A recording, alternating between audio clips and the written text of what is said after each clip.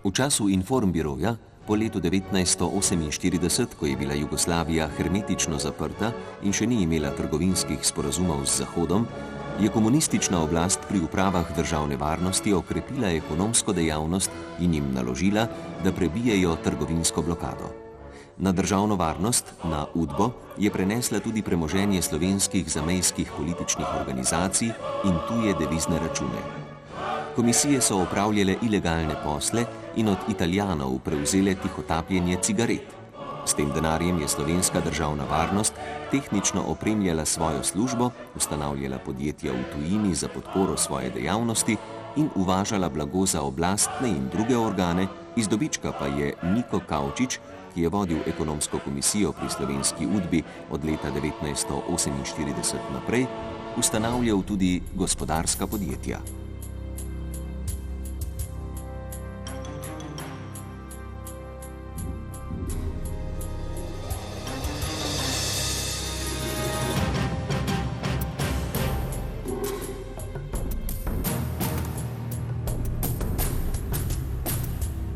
Za lastnike svojih podjetij v tujini, ki jih je podedovala ali na novo ustanovila, je UDBA postavila slamnate može, torej navidezne lastnike.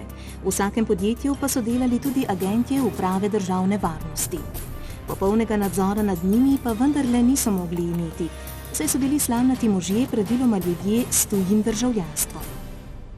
Ponavadi, če je prišlo do defraudacije, do poneverbe, je bila to izguba. Človek je bil inozemski državljan, ti nisi imel dostopa do njega. Če bi do tega prihajalo, ali pa če bi prišlo do tega, ta človek ni več prišel v Slovenijo. Je ostal lepo v zaledju, v zamejstvu. Če bi to bilo, teh primerov ni bilo veliko. Slovenska državna varnost se je soočila z dvema večjima izgubama. Po naročilu jugoslovanske državne varnosti je slovenska UDBA jeseni leta 1950 pomagala v Trstu ustanoviti podjetje Runexim, ki se je poslovno povezalo s podjetjem Express Trading v Združenih državah. Jugoslovanska država se je prek teh podjetij ukvarjala s tako imenovanimi belimi paketi, s pomočjo, ki jo je Amerika pošiljala Jugoslaviji z UNRINimi paketi.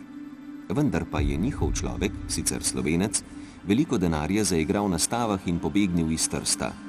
Precej je UDBA izgubila tudi na Dunaju, kjer je kmalu po drugi vojni kupila hotel, ki ga je navidezni lastnik Winkler, zasebnik iz Gorice, tudi prodal. Njegov sin Alex, ki je bil v Moskvi šolan sodelavec UDBE, pa je z denarjem od prodanega hotela pobegnil v Kanado. Oče Winkler je sicer imel v Gorici prevozniško podjetje. Hkrati pa je bil nominiran lastnik te velike palače na Dunaju. Kot slamnati mož. Mi smo takrat rekli Štroman, po nemško. Ja, no. Seveda, s tem je pa imel on vse pravice, po njihovem avstrijskem zakonu upravljati z nepremičnino. Kako je prišlo v političnih komatijah z vodstvom hiše udbovske, pa tega Aleksa, to meni ni bilo nikoli znano. In tudi ne vem, če so kdaj to odkrili. Lepega dne se je znajdel v Trstu. In to je bila ena izmed najbolj ponesrečenih naših postavk, ki je potem seveda on z Angleži najdel en kontakt. Angleži so to dobro izkoristili, seveda človek je ogromno vedel teh naših informacij je imel. On je bil tako rekoč center informacij z tega dela Primorske in Italije, v odnosu do Angležev, do Amerikancev, ameriške špionaže in tako dalje. Angleži so ga nagradili, so ga lepo osvobodili in poslali v Kanado civilno živeti. Medtem je pa seveda, da je to omogočil, da si je to poslo poslal, je prodal ta naš hotel tam na Dunaju, to palačo. Slišal sem za 2 milijona šilingov. In tako se je zadeva končala, pa se je potem razčiščevala še in še po različnih poteh in tako naprej. Po obveščevalnih, po materialnih. Vendar tega očeta ni bilo več v Slovenijo, iz Gorice. Uprava državne varnosti je sicer imela zelo prepleten nadzorni sistem. Kavčič je postavil premišljeno organizacijo in trdi, da do goljufij ni pogosto prihajalo. Sistem je bil tako postavljen, da se to ni dalo, ne. Veste kaj, ljudje so bili vezani na sistem, mi smo imeli 6 ljudi v knjigovodstvu, samo knjigovodstvo, 4 dekleta sta bila, 2 izprašana komercialista, močna bančnika, predvojna. 100 ljudi držali v šahu in pravzaprav teh šans ni bilo dost, ne. Z denarjem je operiralo par ljudi, to se je vedelo, koliko se ga je prijelo, koliko je bilo tega denarja potem položenega, to je bilo bančni izpiski, so prihajali in tako. Tako da dnevnice so bile zelo tenke in tako naprej, obračuni so bili vestni, so mi moji sodelavci učitali, ne, dostikrat, da jih držim na špagi, ne, in tako, ne. Veste, šans za razbrzdano življenje je bilo ogromno. Ampak to bi imelo kratek čas, lahko kratko dobo, ne. To je bilo prehitro. Okrog nas je bilo teh spremljevalcev še pa še, veste, v Udbi, ne, ki so vse te stvari opazovali, gledali, spremljali. Tako da smo bili pod budnim očesom. Kakšne bi bile pa sankcije? Ja, sankcije bi bile seveda tamle prisilni zapori, ne, takoj. To ni bilo milosti.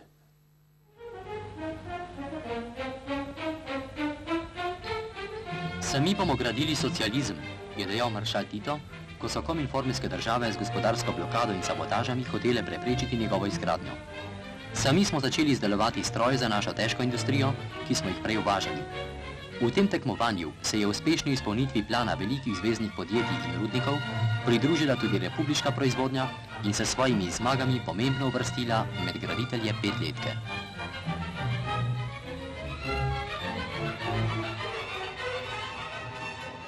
Beograd je konec leta 1948 odločil, da se mora Slovenija odreči naložbam v svojo industrijo in da mora preusmeriti sredstva na zvezne kapitalske projekte.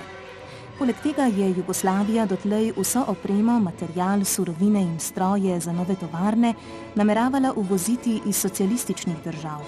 Ob informbiroju pa je bilo zato treba hitro poiskati nadomestilo v zahodnih državah. Mi smo bili takrat tako v času, ne, ko je bila vojna končana, v prehrambenem, pa v sploh naturalnem pogledu zelo tako rekoč brez resursov takih, ne, in država ni imela gmotnih sredstev, vendar je pa v Sloveniji bilo nekaj ljudi, ki so rekli, da Slovenci naj se razvijamo samostojno.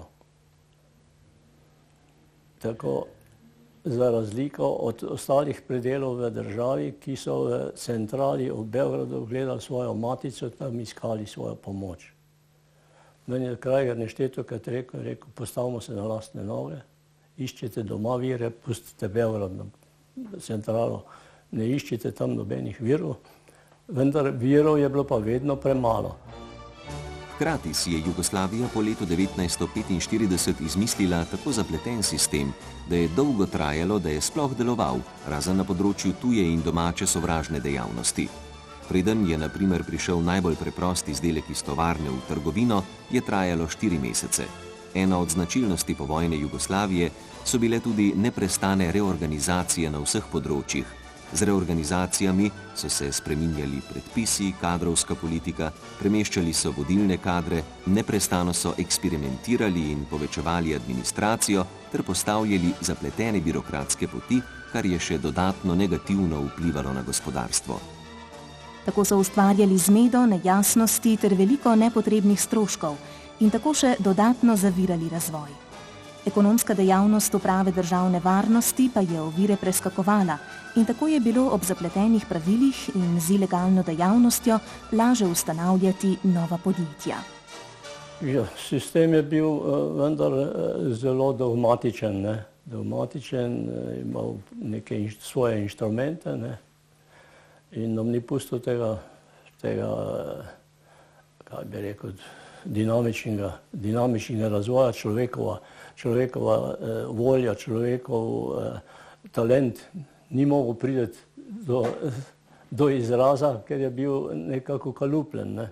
On je bil usmerjen v določene smeri razvoja, ne? In tu smo v Sloveniji našli neke niše, smo se po svoje formirali, dobili za to neke sankcije. Tako so se po letu 1950 postavljali temelji mnogih slovenskih podjetij. Eno med njimi je LTH Škofja Loka. V okviru močne obrtne tradicije so že pred drugo svetovno vojno v Škofji Loki proizvajali hladilne kompresorje. Druga svetovna vojna je proizvodnjo zaustavila.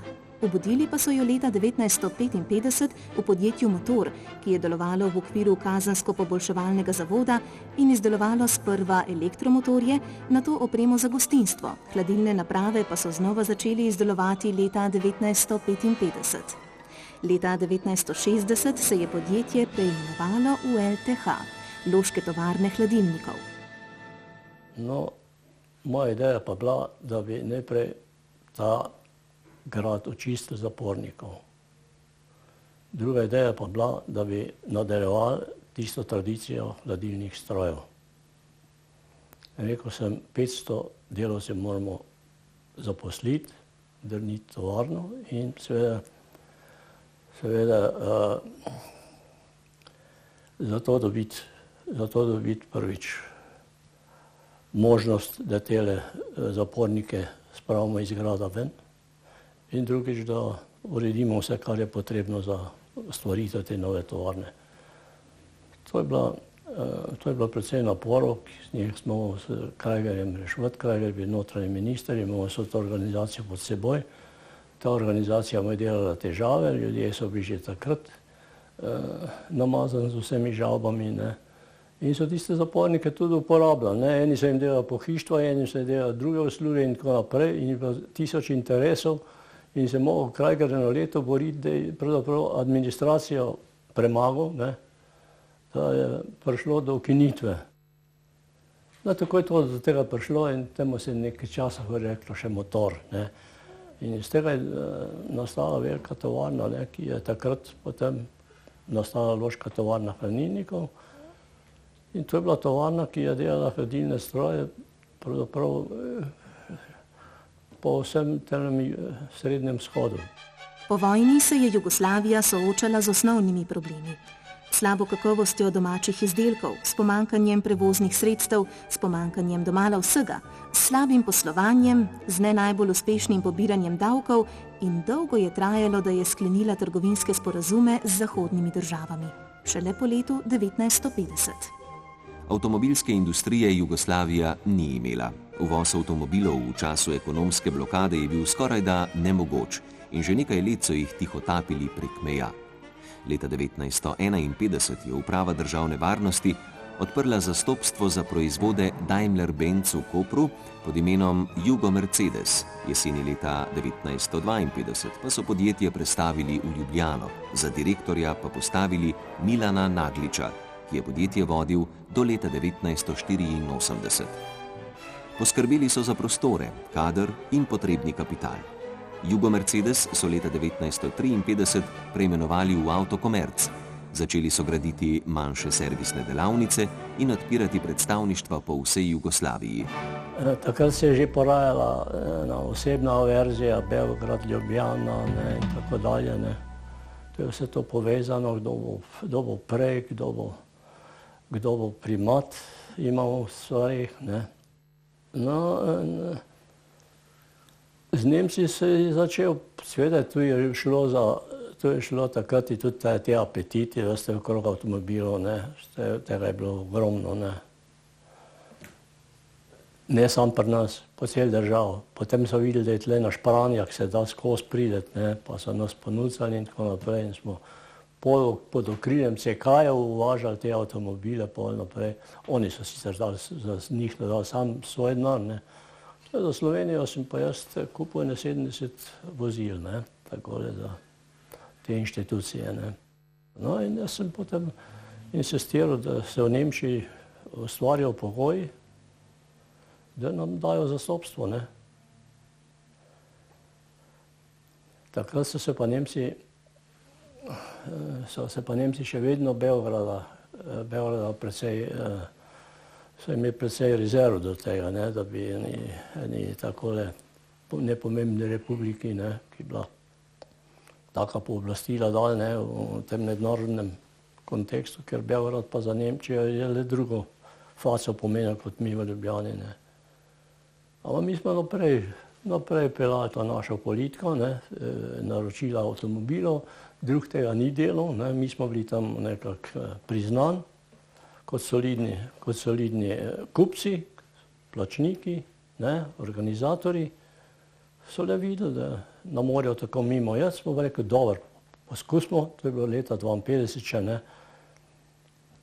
mi imamo eno šanso, na pol Jugoslavijo imamo tam le v coni B, pridite pa mi nam dajte zastopstvo za cono B, No in smo skozi to Špranjo pravzaprav ustvarili eno bazo, ki je dobila pol širši jugoslovanski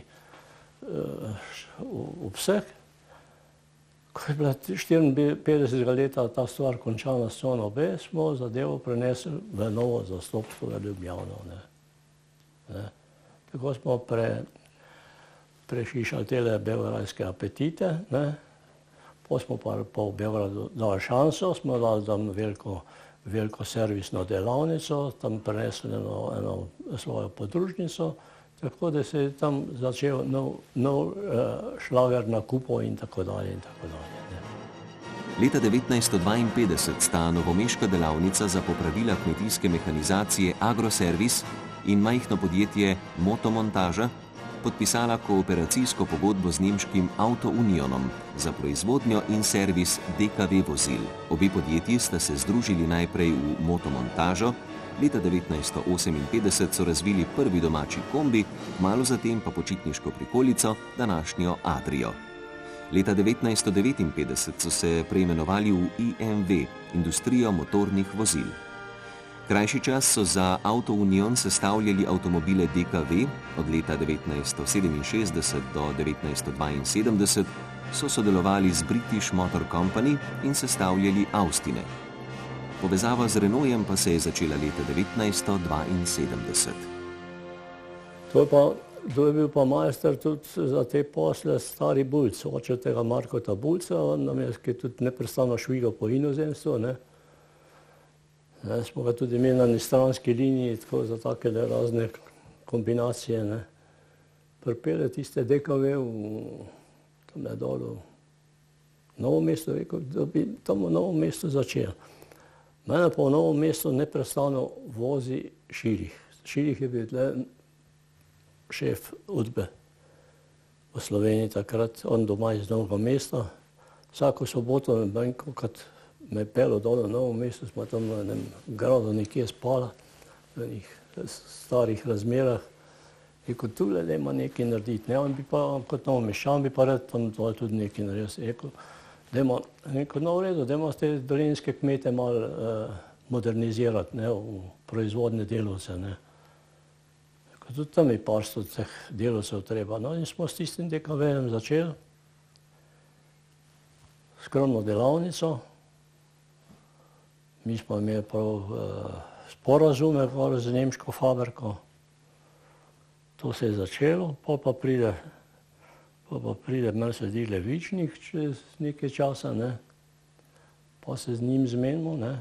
Se je pa začela njegova akcija preko Francozov, ne. In tako tisti prvi začetki so bili še v neki operaciji samo, ne. No, takrat sem jaz že v banki in takrat potem z banke ven dajem eno hrbtenico tudi Levičniku, da se te stvari razvijajo naprej. Tako je Dolenjska dobila potem iz teh skromnih idej, ne,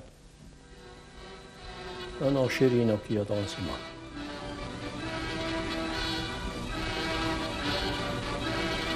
Nedaleko od Trsta, u gradu Kopru koji se nalazi pod jugoslovenskom kontrolom u zoni B, održan je veliki protestni zbor protiv francuskog predloga na mirovnoj konferenciji po kome ovaj grad treba da pripadne internacionalnoj zoni.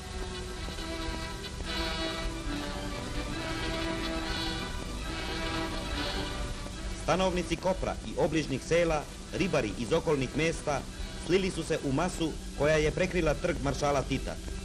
Učesnici zbora izrazili su jednodušnu želju za priključenje Slobodnoj Republici Jugoslaviji. Posle nepravednih odluka na konferenciji mira u Parizu, narod ovih naših krajeva produžuje borbu za svoja krvlju stečena prava.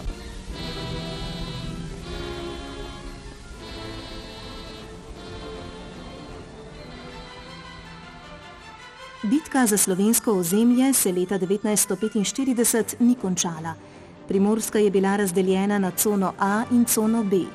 Že pod Italijani je to območje zelo nazadovalo in bilo skrajno nerazvito. Vendar pa tudi po letu 1945 ni bilo interesa graditi na Primorskem, saj se ni vedelo, komu bo območje pripadalo. Iz tovarn na Primorskem, ki naj bi postali del svobodnega tržaškega ozemlja, je jugoslovanska vojska celo demontirala stroje, odpeljala ribiške barke in večino opreme za ribolov. Iz bolnišnice Valdoltra so na primer demontirali vso opremo in jo odpeljali v bolnišnico Rovinj. Državna varnost pa je tam začela postavljati proizvodnjo. Najprej je ustanovila začimbo, zametek droge Portorož, ki jo je pomagal ustanoviti na smrt obsojeni gorenjski hotelir Par. Kasneje pa je začimbo prevzel organ državne varnosti Marcello Kralj. Hkrati so ustanovili še vrtnarijo, zaradi potreb po surovinah za začimbo. Za direktorja pa imenovali sodelavca državne varnosti Janeza Koselja. Par pa je dobil odpravnino. Celo leto 1952 so izvajali zemljiška dela in gradili objekte. Leta 1954 pa je podjetje že prešlo pod družbeno evidenco. Droga Portorož je nastala leta 1964 z združitvijo portoroške začimbe, piranskih solin in gosada iz Ljubljane. Droga Portorož pa zelo nadolžno, ne. Mene prijatelj reče, v arestu imaš enega človeka, tam kaj je bilo to, okrog leta 50. Piše se Par, to je Blejčan, ne, hotelir, v Arna Jesenicah bil sicer župan na Bledu, Nemc. Jaz sem šel v arest, ne, pa sem vprašal, kaj z njim, kaj zna, ne. Rekel, jaz znam vse sorte, rekel, jaz sem že vse sorte delal, imam patente, ne, pa znam delati začimbe. No, jaz drugi dan je prišel ven, sem jaz nekako, no vem, kaj sem naredil, da je prišel ven. Portorož, pa so tiste zaledje, to je bilo še vse v puščavi, ne. Tam je bilo še vse odprto za vse možnosti, ne. Tam smo dobili velike parcele, smo dobili prostor, neke stare objekte. To smo potem adaptirali, možakar nam je povedal, tleno za te hiši bomo začeli delati, mešati tele naše začimbe, ne. Gevirce, ne. Zraven bomo pa naredili velik pokrit vrt, ne, torej ta pokriti vrt. Pripeljali smo zbledanega čopa, ne, vrtnarja. Smo pripeljali dol iz Nemčije za 50.000 mark vseh naprav za tisti svetličnjak, ne. No, tam smo neki gevirc delali, v glavnem je pa ta par šel v Nemčijo. V Nemčijo smo poslali, dali mu potni list, pa je prinesel vse načrte, kakšne mline, kakšne stroje treba, pa kje je treba naročiti osnovno esenco. Ne. To je bilo pa v belgijskem Kongu, smo dobili tisti osnovni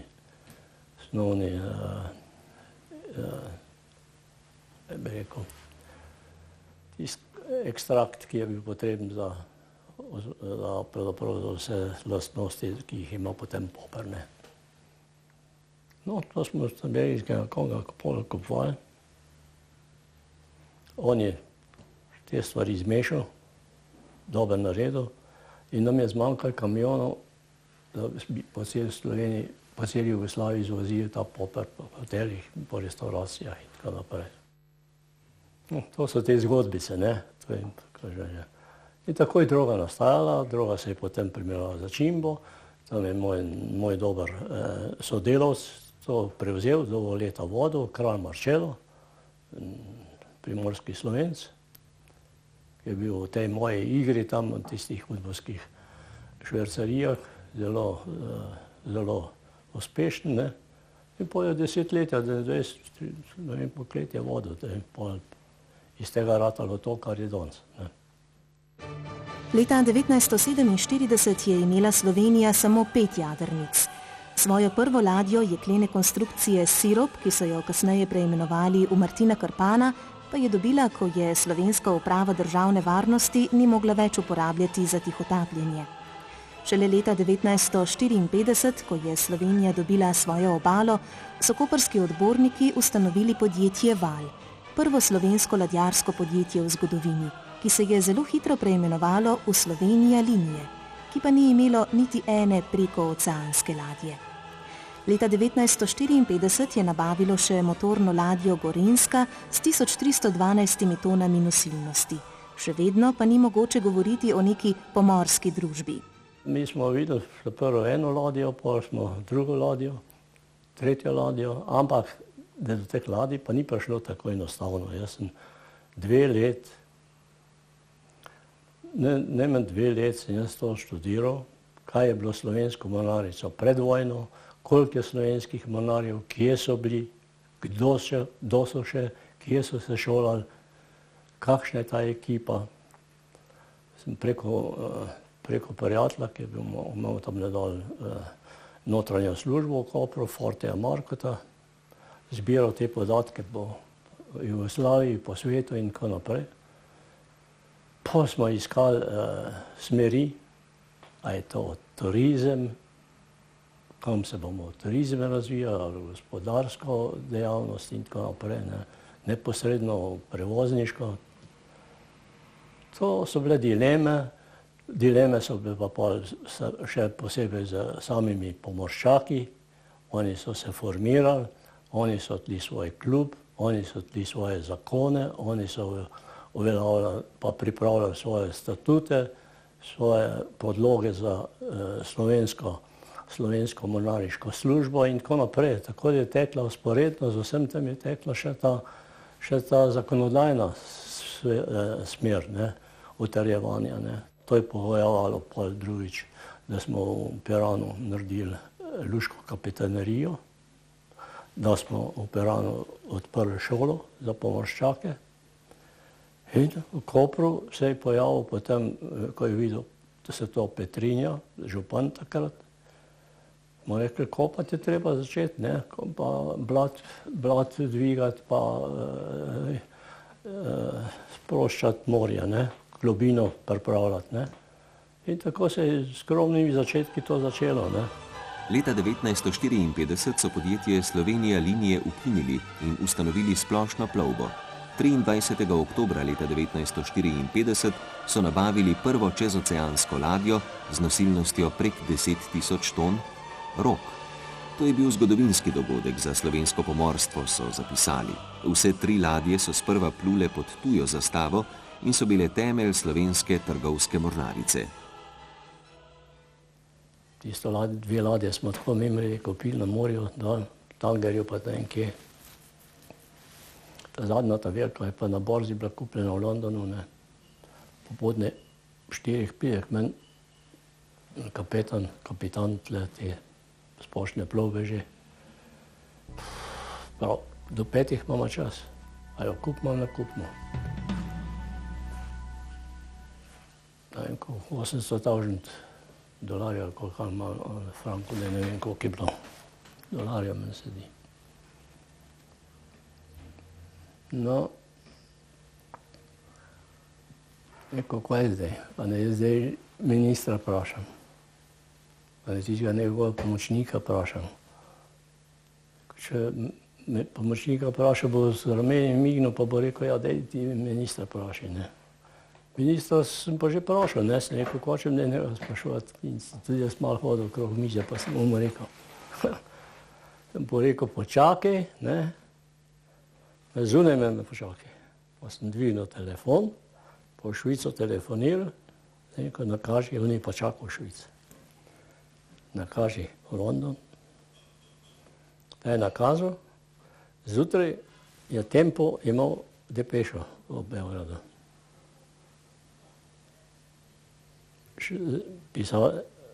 Slovenci so včeraj zvečer kupili ladjo, tako in tako, Victoria in Liberty. Ker to je borzni artikel bil, ne, in zvečer borza da tako je poročilo. Zjutraj je bilo že poročilo o Beogradu pri Tempu. Pa je bil pa to vihar. Po tem viharju je prihromelo čez en čas Osman Karabegović s 5 polkovniki v Ljubljano. In so mene 14 dni gonili kot noč in dan. Tisti Rolls Royce me pa rešil.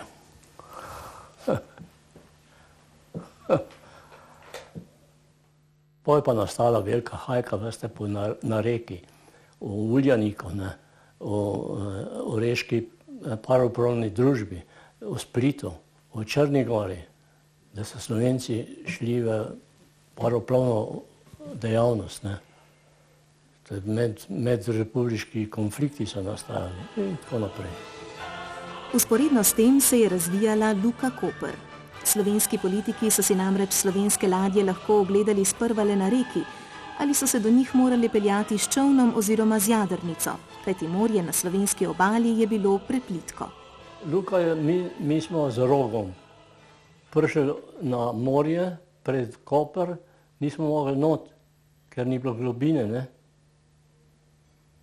Ni bilo globine in smo se nekako s čolni peljali, ko smo šli enkrat pa z Kragerjem, Leskoškom in tako naprej gledati na ladjo, ne. Pa se mogli, ne vem, s tisto jadrnico peljati, ja, da smo šli. In tako, ne. Mariborska livarna in tvornica kovinskih izdelkov se je razvila v veliko industrijsko podjetje, ki šteje več 100 delavcev in delavk. Z izrabo domačih surovin in odpadkov je livarna pričela s proizvodnjo izdelkov, ki jih potrebujemo pri novih zgradbah in instalacijah.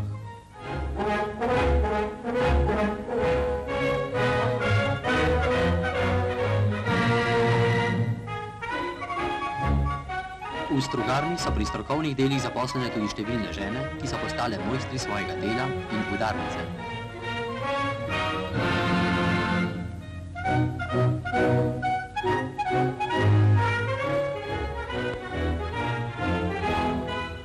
Posebne uspehe sta dosegli udarnici Marija Lah, ki dela na revolverski stružnici, in odlikovanka Ema Lakota, da sta se dvignili kakovost in količina teh neobhodno potrebnih izdelkov.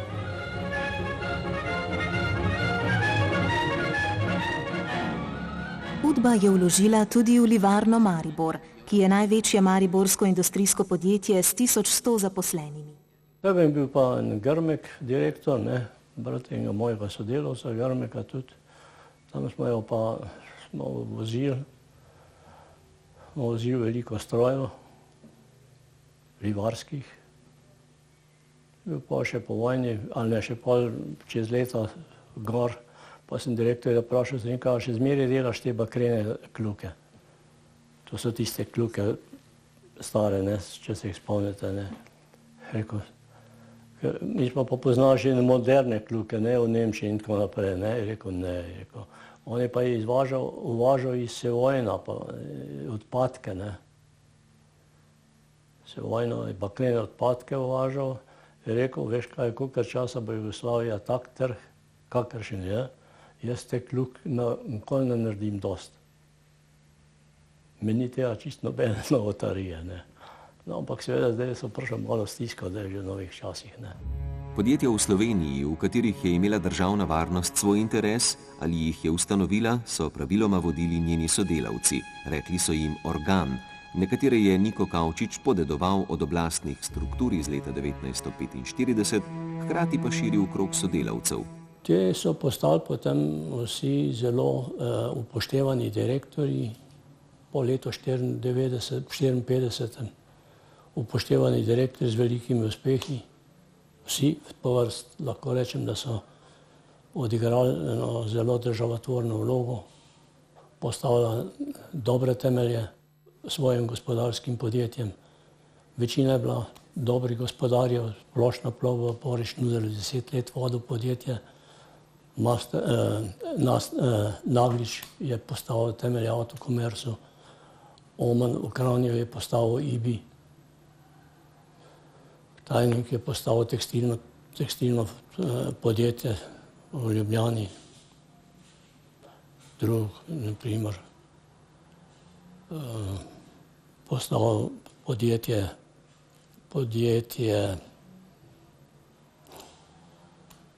Tehnik, Avtounion v Ljubljani. Šinkovec je direktor in ustanovitelj Avtouniona v Ljubljani. Primožič Trgovski, turistični delavec ustanovi turistično podjetje v Portorožu, uspešno, in tako dalje in tako dalje. Droga postavil na noge današnjo začimba, postavil na noge današnjo drogo. In pravzaprav ustvarimo eno serijo podjetij, ki ustvarjajo danes velike politične dileme in pa družbena trenja. V likvidacijskem poročilu, ki ga je Niko Kavčič pripravil o predaji svojega dela Ivanu Mačku, so navedena imena osebja, ki je delovalo v komisiji in prevzelo potem direktorske posle v doma ustanovljenih podjetjih. Potem pa tudi okoli 260 uslužbencev, ki so jih prav tako zaposlili v na novo ustanovljenih domačih podjetjih. Tako na primer Miran Bertok postane leta 1954 direktor Tehno Impexa. Stane Cuznar je bil premeščen na oddelek za kriminal, Janez Kosel prevzame portoroško vrtnarijo, Lojze Murovec škofjeloški motor, Marčelo Kralj za Čimbo, Stane Grmek zastopstvo Mercedesa v Kopru, Jože Muren, gre za pomočnika direktorja zastopstva DKV v Novo mesto, Franc Štrubel pride leta 1954 iz Minhna na prometno zbornico, Franc Bregar gre v pokoj, Albert Gruden-Blisk dobi novo delo. Franc Karo postane direktor tovarne Arigoni v Izoli, kasneje Dela Marisa. Boris Šnuderl, direktor Splošne plovbe Piran. Nande Šinkovec je najprej v Kontinentalu, nato pa direktor zastopstva DKV. Slavko Matjan nastopi leta 1954 službo v ljubljanskem Intertradu. Sploh ne morem razumeti, kako je bilo mogoče takrat v tistem obdobju te stvari tako fundamentirati, da preživijo vse te preturbacije, kakršne smo morali preživeti. Podjetja so ostala solidna, mednarodno priznana, tista, ki sem jih jaz zasnoval v svoji glavi, s svojo operativno dejavnostjo, od kadrov naprej, tja do sredstev, do vsebine poslovnih dejavnosti. In sem zelo zadovoljen, da danes te stvari tako tečejo, ne? Čeprav so lideri današnji menedžeri kratkega spomina, in ko delajo 50-letnice ali pa slavijo letnice, lahko povabijo vse ministre, pionirje teh organizacij so pa se ne spomnijo več. Ne. Ustanavljanje teh podjetij pa ni bilo enostavno v tistem obdobju. Sva midva govorila. Splošne obnove, pomanjkanje socialnega stanja, nizkega standarda, splošnega odkupa birojevskih pritiskov in tako naprej. Jaz sam danes sebe sprašujem, kje sem najdel to moč, kje sem najdel te vizije in tako naprej, da sem lahko to počel in sem lahko hvaležen samo ljudem, ki predvsem Krajgerju Borisu, ki mi je neomajno zaupal, da sem lahko te stvari počel in delal. Ko so se podpisali meddržavni sporazumi, ko so se postopoma le formirale meje in je po podpisu Goriškega sporazuma o obmejnem sodelovanju med Italijo in Jugoslavijo v letih 1951 in 1952 prišlo do bolj normalnega sodelovanja in podobno tudi z Avstrijo, je bila trgovina z ameriškimi cigaretami z okrožnico jugoslovanskega notranjega ministra Aleksandra Rankovića jeseni leta 1952 prepovedana. Pri zvezni Udbi je bila ustanovljena likvidacijska komisija, ki je nadzirala likvidacijo ilegalne trgovine na zvezni in republiških ravneh. Likvidacija naj bi bila končana do konca leta 1952. Ja, v Beogradu smo bili na konferenci 53. leta, ne, so rekli, zdaj pa konc, ne, tudi oni so povedali, ne, zdaj pa konc te naše igre, ne, lepo boste vaše devizne račune, dal, ki jih imate, kjerkoli jih imate, pa pooblastila, ne, in so nam dali maršruta, kako se imamo to obnašati. Takrat so nam to dejali, takrat so nam ta povelja dejali, sem jaz šel ven, na stranišče in sem v Ljubljano telefoniral, sem rekel, takoj kupite 17 vagonov cigaret. To je bil ta zadnji šus. To denarja ne vem koliko. Zaslužka je bilo pa 65%, ne, dobička. Ampak se je to pol nadaljevalo, vseeno? To pa pol že druga sfera. Mi smo imeli svojo komando, ko sem jaz, Krajger je meni rekel, v soboto pejta z Ribičičem lepo v Banko Slovenije, k Dolinško, guvernerju, in tam dajte vse račune na mizo in tako je prišel z enim takim naivnim predlogom. Ne. Jaz sem pa rekel, v soboto bom bolan, in sem hotel, v ponedeljek sem rekel, v ponedeljek bom pa jaz šel v Krajgerju. In sem šel k njemu, sva se zmenila, čez nedeljo, ne, sem rekel, v ponedeljek, dajmo imeti razgovor. 5. popoldne smo se dobili v Vikrčah, v njegovi sobi, smo dali na mizo dokumente, rekel, tle je ta denar. Jaz ga Dolinško ne bom dal. V zvezi s tem denarjem imam jaz projekte. Mornarica, tovarna hladilnika v Škofji Loki, rekel, kar bo ostalo, pa kupimo zlate palce. To sem mu rekel.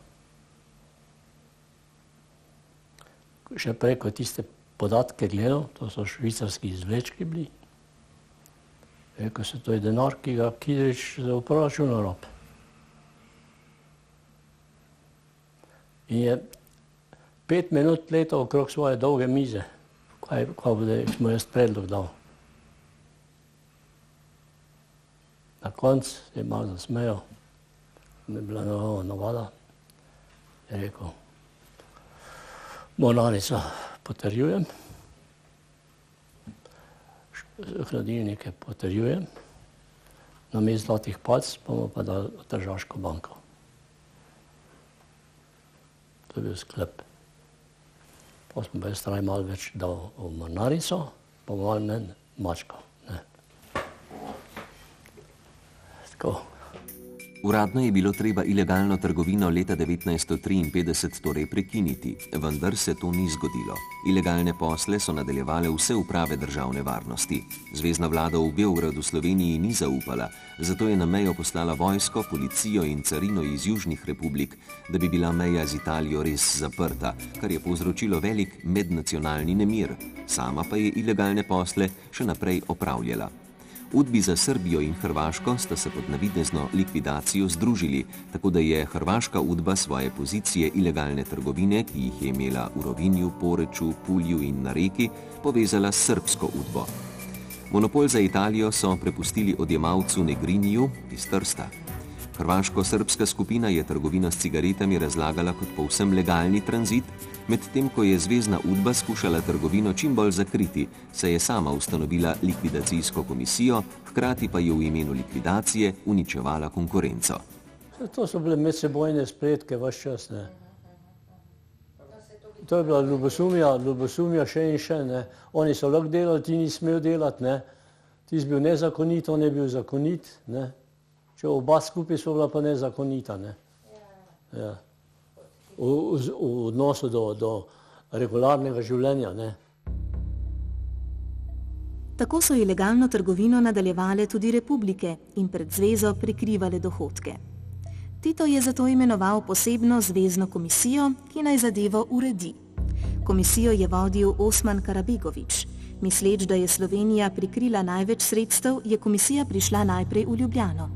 Da bi Slovenija pokazala, da takšne posle opravlja tudi zveza, je v Sežano poslala republiškega deviznega inšpektorja in finančnega inšpektorja. Policija je priprla direktorja podjetja Jadran Sežana, Vovka, nabavnega referenta podjetja Seražina in referenta okrajne zadružne zveze Sežana, Ocepka. Mi smo bili svesti, da oni tudi, ko mi končujemo, zapiramo, da oni tega še ne bojo naredili, ne. Mi smo mislim tega svesti. Mi smo imeli podatke, vedeli smo, da se oni so delovali, menda, da so oni nadaljevali še desetletja potem. Na razne načine in z raznimi vsebinami in tako naprej, ne. Slovenska državna varnost je začela tudi sistematično zbirati material o delovanju drugih uprav. Zbrali so veliko obremenilnega materiala, ki je kazal vedno večjo dejavnost obeh skupin in tudi škodo, ki sta jo v materialnem in političnem smislu povzročili državi obe udbi. Zvezno ilegalno trgovino je vodil Vitko Hlaj, ki je to dejavnost v Sloveniji opravljal pred Nikom Kavčičem. Slovenci so dokaze zbirali tako, da so zvezni udbi za prevoz cigaret podtaknili svojo ladjo Sirop in tudi naredili nekaj fotografskih posnetkov. Ugotovili so, da sta obe skupini, hrvaško-srbska in zvezna, bili hud konkurenčni boj in sta drugi zbijali ceno cigaret na tujem trgu. Prihajalo je celo do medsebojnega dobesedno piratskega plenjenja blaga. Obe, srbsko-hrvaška in zvezna udba, sta se ukvarjali še naprej tudi s tihotapljenjem in preprodajo starih ameriških avtomobilov, ki so jih poceni nabavljali v Trstu. Tako je skupina zvezne udbe samo v Slovenijo vtihotapila 150 takih avtomobilov in samo v Ljubljani je bilo registriranih 8 od teh avtomobilov. V Sloveniji je potekala trgovina z dolarji, ki so jih svojci dobili od sorodnikov iz tujine. Narodni banki jih zaradi nizkega tečaja niso hoteli prodati in so jih prodajali na črnem trgu. V Beli krajini in na Kočevskem je slovenska udba odkrila organiziran odkup in ugotovila, da jih je odkupovala hrvaška državna varnost. Zveza je postavljala vprašanja, slovenska udba je odgovarjala, se zagovarjala in skrivala informacije. No in tako smo pravzaprav živeli v eni tihi podvodni bitki, ne, konkurenčni bitki. Oni so nam očitali, da zakaj ne zapremo se teh svojih ventilov in svojih postojank. Kar seveda končno pripelje do... Mi smo vedeli, da tudi Hrvati po svoje še naprej nadaljujejo, ne. Zvezna udba je obvladala to glavno otočje tam dol po Hrvaški, ne, in je imela svoje postojanke, tudi svoje centre na njih. Tako da nam je bilo čisto nič več tuje,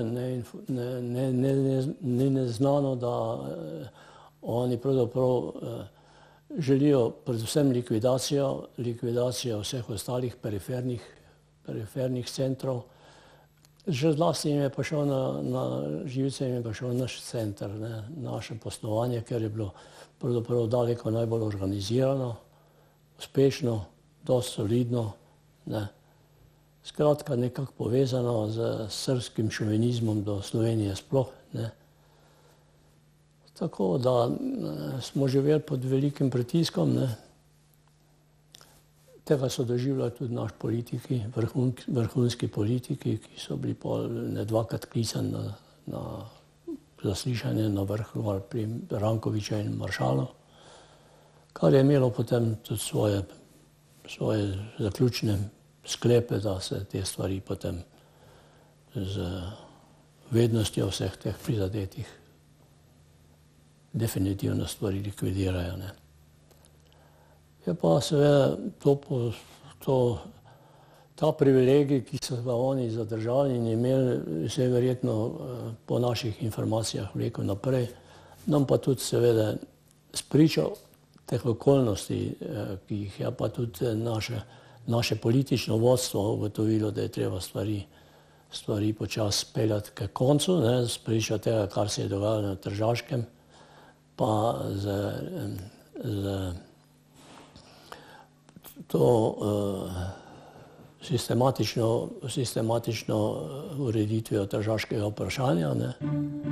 Kavčič je vsak korak ilegalne trgovine dokumentiral. Dokumenti na primer pričajo, da so po aprilu leta 1954 $1.475 000 porabili za 3 ladje, za sirop $100,000, Gorenjsko $180,000 in Rog $515,000, za letalski oddelek $224,280.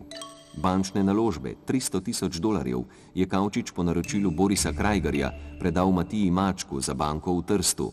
Paket zlatnikov v vrednosti $50,000 je osebno izročil Vidi Kulovec, sam pa šel leta 1954 postavljati slovensko bančništvo. Ja, mi smo republiko ustanovili v Ajdovščini. Mi smo jo potem skozi življenje, kot stvarno življenje pravzaprav ustvarjali mimo teze. 2 formuli sta vladale v Jugoslaviji. Titova formula bratstvo in edinstvo, Kardeljeva formula pa vse